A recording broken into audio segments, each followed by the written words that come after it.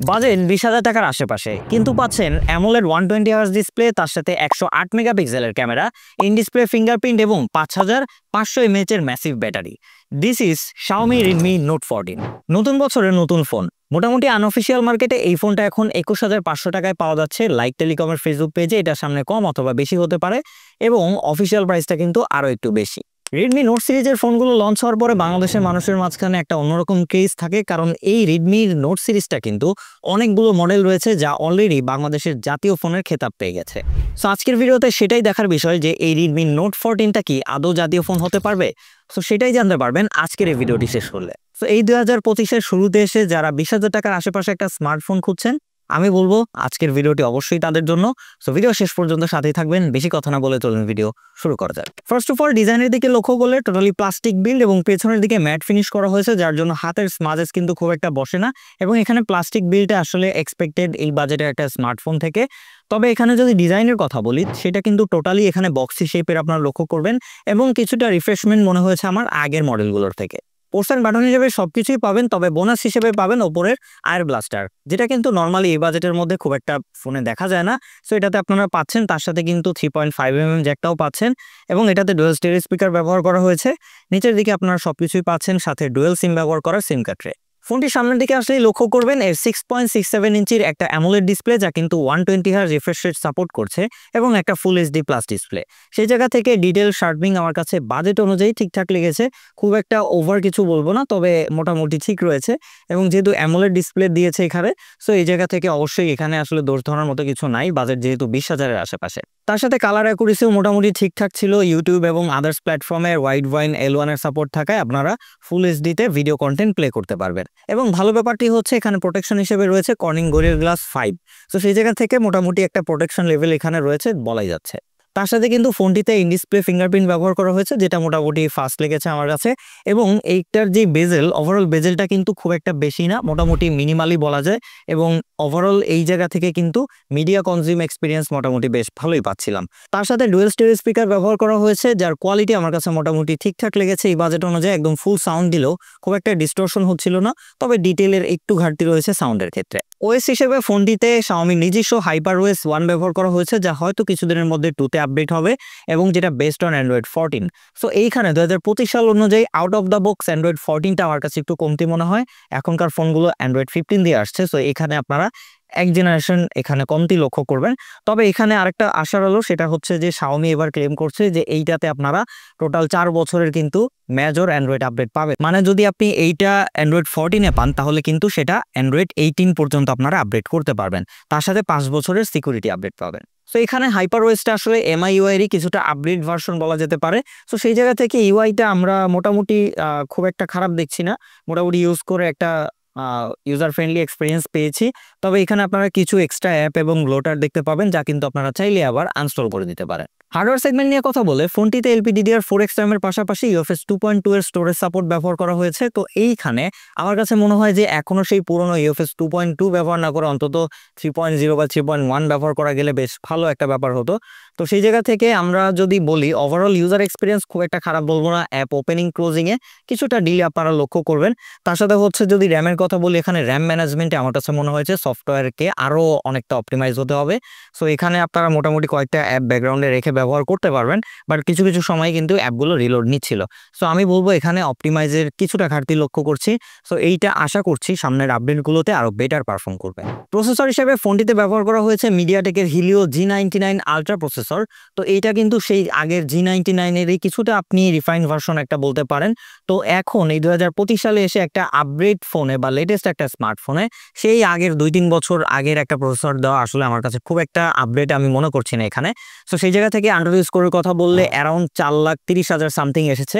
আমাদের হাতের এই স্মার্টফোনটি কিন্তু 8/256 GB ভেরিয়েন্ট, তবে যদি আপনি 6/128 GB ভেরিয়েন্টটা নেন, সেটা কিন্তু 4 লাখেরও নিচে আসবে। সো সেই জায়গা থেকে বলা যায় আপনি যদি day to day life application ব্যবহার করেন, ভারী ভারী অ্যাপ্লিকেশন বা মিডিয়া কনজিউম করেন, সেই জায়গা থেকে আসলে এই প্রসেসরটা খুব একটা প্রবলেম করবে না। মোটামুটি আপনি ইজিলি কিন্তু এগুলো ব্যবহার করতে পারবেন। তবে দিন শেষে যদি একটু গেমিং করতে চান সেই জায়গা থেকে আবার এইটা বেশ পিছিয়ে থাকবে। আমরা মোটামুটি হেভি এন্ড গেমগুলোর সাথে সাথে লো এন্ড গেমগুলোও খেলেছি। হেভি গেমগুলো খেলে আসলে খুব একটা মজা পাবেন না আপনি এই ফোনটাতে।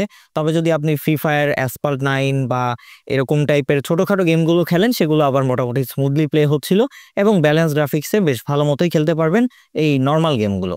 এবং এই প্রসেসরটা খুব একটা হেভি হিট হচ্ছিল না, আমরা মোটামুটি অনেক টাইম ব্যবহার করেও খুব একটা কিন্তু এক্সট্রা বা ওভার হিটের লক্ষ্য করিনি এই ফোনটি ব্যবহার করে। ফাইনালি কথা বলা যাক ফোনটির ক্যামেরা সেগমেন্ট নিয়ে। রিয়ারে ট্রিপল ক্যামেরা সেটআপ ব্যবহার করা দেখতে পেলেও আপনারা মেইনলি একটা সেন্সরই খুব একটা কাজে পাবেন, সেটা হচ্ছে এর 108 মেগাপিক্সেলের মেইন সেন্সর। প্রথমত ডেলাইট স্যাম্পল নিয়ে কথা বললে এইটার যে ছবিগুলো সেগুলো কিন্তু খুব একটা কালার বুস্টেড করছিল না বা খুব একটা কালার ভিভিড দিচ্ছিল না। ন্যাচারাল এবং নিউট্রাল একটা কালার আউটপুট পাবেন এই ফোনের ক্যামেরা থেকে। তবে ছবিগুলো একটু কন্ট্রাস্টি টাইপেরই লাগছিল আমার প্রত্যেকটা ছবির ক্ষেত্রেই। এবং ডিটেলের কথা বলে সেটা মোটামুটি ঠিকঠাক ছিল। যদি ভালো লেভেলের লাইট থাকে ডে লাইটে এটা দিয়ে বেশ ভালো পিকচার আউটপুট পাবেন এই বাজেটের মধ্যে এই ফোনটি থেকে। ডাইনামিক রেঞ্জ তার সাথে এক্সপোজার ব্যালেন্স মোটামুটি ঠিকঠাক মতো করতে পারলেও লো লাইট যে এরিয়াগুলো ছিল সেই দিকে আবার আমরা মোটামুটি একটু নয়েজ এবং গ্রেইনের লক্ষ্য করেছি। তার সাথে এই ফোনটি দিয়ে আপনারা জাস্ট একটা ফোকাল লেন্থেই পোর্ট্রেট নিতে পারবেন এবং পোর্ট্রেটের কোয়ালিটি আমার কাছে অ্যাভারেজ লেগেছে, খুব একটা বেশি না। কিছু কিছু জায়গায় এটা কিন্তু এস ডিরেকশনটা মিসম্যাচ করছিল, আদারওয়াইজ যদি কালার এবং এক্সপোজার মেনটেনের কথা বলি সেটা ওই মেন সেন্সরের মতোই মোটামুটি দিচ্ছিল। তো সেই জায়গা থেকে আপনারা একটা অ্যাভারেজ টাইপের পোর্ট্রেট আউটপুট পাবেন এই ফোনের ক্যামেরা থেকে। তবে হ্যাঁ, ভালো লেগেছে এর 20 মেগাপিক্সেলের ফ্রন্ট ক্যামেরা, যেটা দিয়ে কিন্তু বেশ ভালো পিকচার আউটপুট পাচ্ছিলাম আমি ডে লাইটে। মোটামুটি ডিটেল, তার সাথে শার্পনিং এবং হচ্ছে এক্সপোজার মেনটেন, তার সাথে কালার, ওভারঅল সব দিক থেকেই ন্যাচারাল একটা আউটপুট দিচ্ছিল, যেটা কিন্তু দেখতে বেশ ভালোই লাগছিল। সো আমার কাছে কিছু কিছু ছবিতে কিন্তু এর রেয়ার সেন্সরের থেকে এর ফ্রন্ট ক্যামেরার পিকচারগুলো বেশি ভালো লাগছিল। তো সেই জায়গা থেকে বলতে পারছি যে যারা হচ্ছে মোটামুটি রেয়ার থেকে ফ্রন্ট ক্যামেরাটাই বেশি ইউজ করেন তাদের জন্য কিন্তু এটা মোটামুটি ভালো একটা পিকচার আউটপুট দিবে ফ্রন্ট ক্যামেরা দিয়ে। তবে লো লাইটে আবার এই ফোনটা খুব একটা সুবিধা করতে পারেনি। লো লাইটে পিকচারের ডিটেইল অনেকটাই কমে যায়, তার সাথে হচ্ছে নয়েজ এবং গ্রেনেরও মোটামুটি ভালোই দেখতে পাওয়া যায়। ওভারঅল লাইট ম্যানেজ একটু আমি হচ্ছে দুর্বল বলবো, তার সাথে হচ্ছে একটু কন্ট্রাস্টি করে দেয় ছবিগুলো। তবে দেখতে মোটামুটি আইকেচি লাগে, খুব একটা খারাপ না। যদি আর্টিফিশিয়াল লাইট থাকে তাহলে মোটামুটি ইউজেবল ছবি পাবেন, আদারওয়াইজ এর রাতের ছবিগুলো খুব একটা আমাকে স্যাটিসফাই করতে পারেনি এই বাজেটের একটা স্মার্টফোন হিসেবে।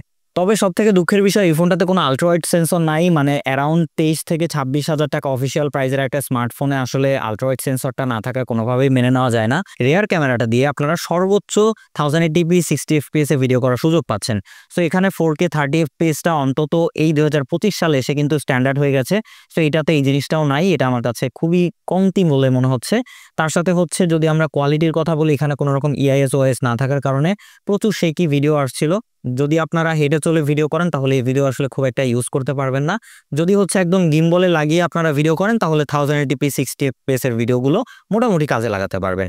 ডিটেল, এক্সপোজার ব্যালেন্স মোটামুটি ঠিকঠাক ছিল, তবে হচ্ছে ডাইনামিক রেঞ্জ ম্যানেজ করতে গিয়ে বেশ হিমশিম খাচ্ছিল। তার সাথে ফ্রন্ট ক্যামেরার অবস্থাও সেম, খুব একটা স্টেবল ভিডিও আপনারা নিতে পারবেন না। যদি হচ্ছে ট্রাইপডে ব্যবহার করেন তাহলে মোটামুটি ঠিকঠাক আউটপুট পাবেন এবং ডিটেল এভারেজ ছিল। তার সাথে লাইট ব্যালেন্স এবং ওভারঅল এক্সপোজার মেনটেন ঠিকঠাক মতো করতে পারছিল, তবে বেশ স্ট্রাগল করছিল এখানে। তবে কালারের দিক থেকে আবার ন্যাচারাল কালার দিচ্ছিল, খুব একটা কালার বুস্ট করতে আমরা দেখিনি এর পেছনে এবং সামনের বোথ ক্যামেরাতে। ব্যাটারির ক্ষেত্রে ফোনটাতে ব্যবহার করা হয়েছে 5500 mAh এর ব্যাটারি। সো এখানে অনেকদিন পর এসে Xiaomi আপডেট করেছে। 13 সিরিজ পর্যন্ত আপনারা জাস্ট 5000 mAh ব্যাটারি লক্ষ্য করবেন, বাট এই 14 সিরিজে এসেই কিন্তু তারা 5500 mAh দিয়েছে। তার সাথে কিন্তু 33 ওয়াটের ফাস্ট চার্জিং সাপোর্ট থাকছে এবং অ্যাডাপ্টার কেবল এগুলো বক্সেই দেওয়া থাকবে। সো এই ফোনটাকে আপনারা যদি একবার চার্জ করেন তাহলে নর্মালি ব্যবহার করলে ইজিলি আপনারা 1.5 দিনের মতো কিন্তু ব্যাটারি ব্যাকআপ পাবেন। তবে যদি হেভি ইউজ করেন, ক্যামেরা ব্যবহার করেন, টুকটাক গেমিং করেন বা হচ্ছে আপনারা ভিডিও দেখেন, সেক্ষেত্রে মোটামুটি 6 থেকে 7 ঘন্টার কিন্তু স্ক্রিন অন টাইম পাবেন এই ফোনের ব্যাটারি থেকে। তার সাথে ফোনটিতে IP54 এর রেটিং এবং তার সাথে ব্লুটুথ 5.4 এর সাপোর্ট রয়েছে এবং এটাতে আমরা কলিং করেও দেখেছি, কোনো রকম নেটওয়ার্ক জনিত ইস্যু দেখিনি, সবকিছু মোটামুটি ঠিকঠাক ছিল। তো সবকিছু শেষ করে এসে এখন যদি আমাদের একদম সামারি বলতে হয় তাহলে বলবো যে এই ফোনের এখন যে প্রাইস রয়েছে অফিসিয়ালের কথা বললে সেটা কিন্তু 23 থেকে 26,000 এর ভেরিয়েন্টের উপরে ডিপেন্ড করে। আনঅফিসিয়ালের কথা বললে এখন 21,500-র মধ্যে পাওয়া যাচ্ছে। সো এইটাকে আমি বলবো যে যদি হচ্ছে 20,000-এর নিচে চলে আসে তাহলে একটা ভ্যালু ফর মানি বা বেস্ট টাইপের ডিল হবে। বাট আপাতত এটাকে আসলে এখনো জাতীয় ফোন বলা যাচ্ছে না, এর হার্ডওয়্যার সেগমেন্টে বেশ কিছু কমতি লক্ষ্য করেছি আমরা।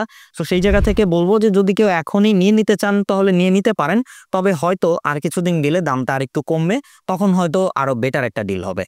সো যাই হোক, আজকের ভিডিওটি এই পর্যন্তই। আমাদের দেখা হচ্ছে নেক্সট কোনো ভিডিওতে। সেই পর্যন্ত সবাই ভালো থাকবেন, সবাই সুস্থ থাকবেন। খোদা হাফেজ।